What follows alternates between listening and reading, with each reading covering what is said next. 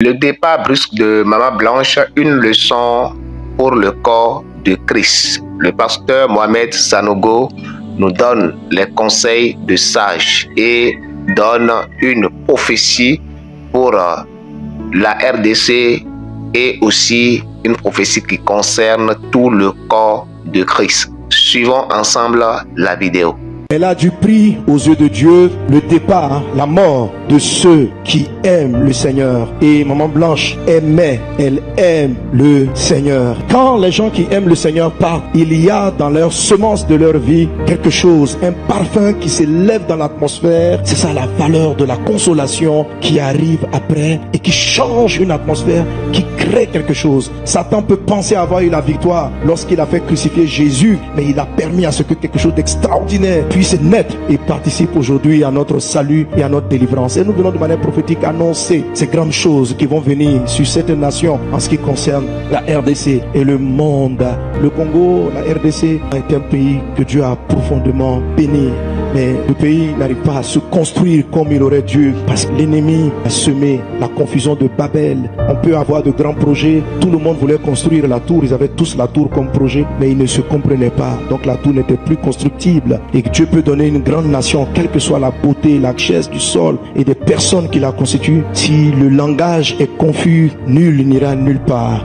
Le départ de Maman Blanche lève parfum qui va amener les hommes à travailler main dans la main pour que le royaume de Dieu puisse aller de l'avant. Le réveil de l'église qui arrive par la suite entraînera l'unité dans la nation, l'unité politique, l'unité dans tous les domaines et le véritable réveil. Cette nation a été bénie de Dieu, non pas seulement par son sous-sol, mais par la qualité des hommes qui la constituent. Lorsque je prends, même dans le domaine spirituel, tellement de gens profonds dans la parole, tellement de docteurs profonds dans la parole, tellement de dimensions de prophètes extraordinaires qu'il y a dans cette nation, des évangélistes extraordinaires. Il n'y a pas un don que Dieu n'a pas donné à cette nation, que ce soit même dans le monde séculier. Il y a dans cette nation des hommes de niveau social, économique, intellectuel d'un grand niveau extraordinaire à travers le monde. Mais ici, dans le pays, on n'arrive pas à bâtir et à profiter de cette extraordinaire richesse que Dieu a donnée parce qu'on parle à différents langages.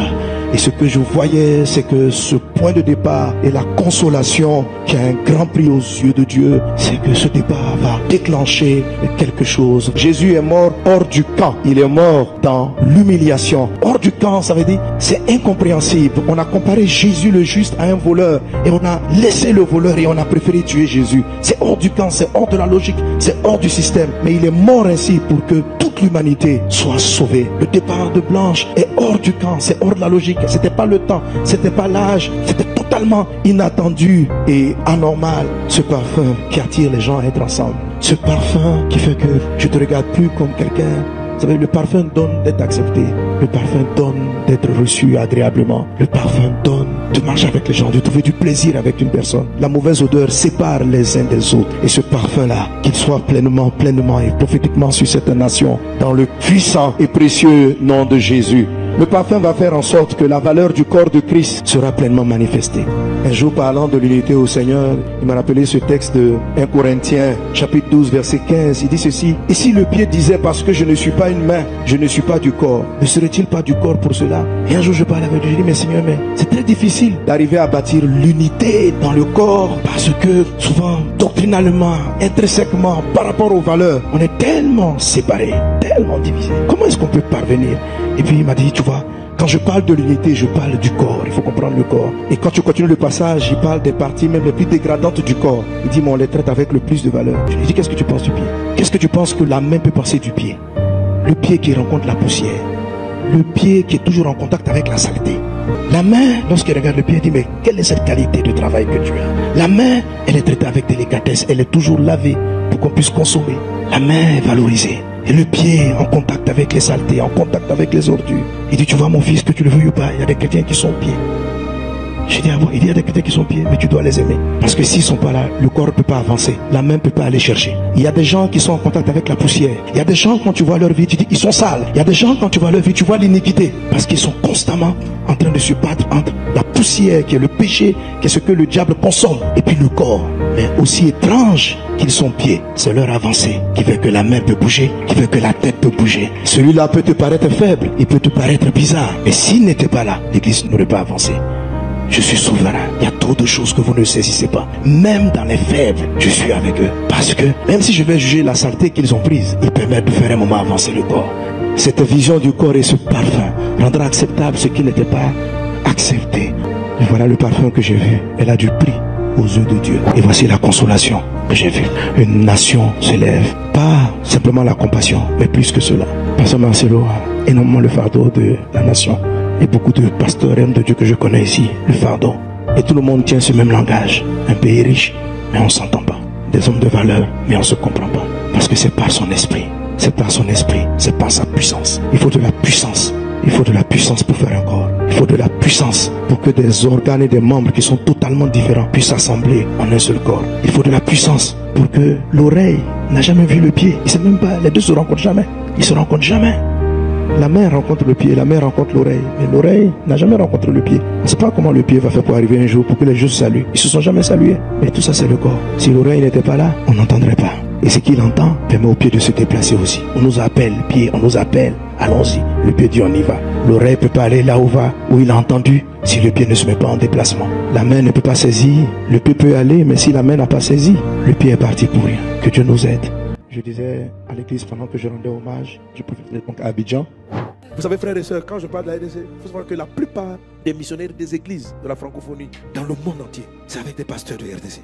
Il n'y a pratiquement pas un pays, même en anglophonie, partout. Et le réveil dans cette nation entraîne un réveil de toutes ces églises. Je ne sais pas, par milliers, dizaines de milliers, il y en a. Pour imaginer le nombre d'églises qu'il y a. Quand on dit c'est un grand prix là, que Dieu s'en serve. Et que ce départ entraîne un réveil, un feu spirituel de conquête des âmes. Partout où ce peuple est placé. Que la faveur de Dieu soit manifestée.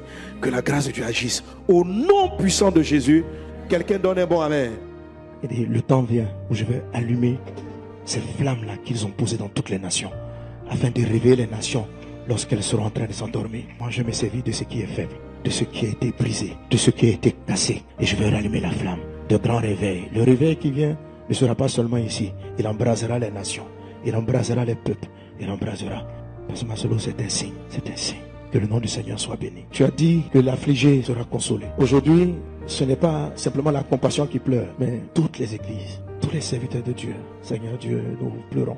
La mort d'Étienne, lorsqu'on l'a lapidé, ce n'était pas Dieu qui l'avait tué, mais c'était un homme qui aimait Dieu qui était lapidé. On lui lançait les pierres, on le tuait. Mais pendant que ce juste de le Dieu est en train de s'éteindre, un homme appelé Saul de Tarse, juste à côté, est en train de recueillir les vêtements. Le départ de cet homme a suscité le plus grand apôtre que le monde ait connu. Ah oui, nous n'en connaissons pas la portée. Mais je sais une chose, c'est que ce prix, spirituellement, bénira le sol et la terre de la RDC, afin que cette nation prophétique que tu as oint devienne cette grande bénédiction pour toutes les nations. Qu'il en soit ainsi au nom de Jésus. Alors, bien-aimés, je pense que vous avez suivi la vidéo et vous avez tiré beaucoup de leçons. Le seul juge, c'est Dieu. Laissons le jugement à l'Éternel. Et pour nous, c'est de nous poser la question à savoir, est-ce que je suis sauvé? Est-ce que si la mort me surprenne actuellement dans cette position, est-ce que j'irai au ciel? Le reste est à Dieu. Dieu vous bénisse.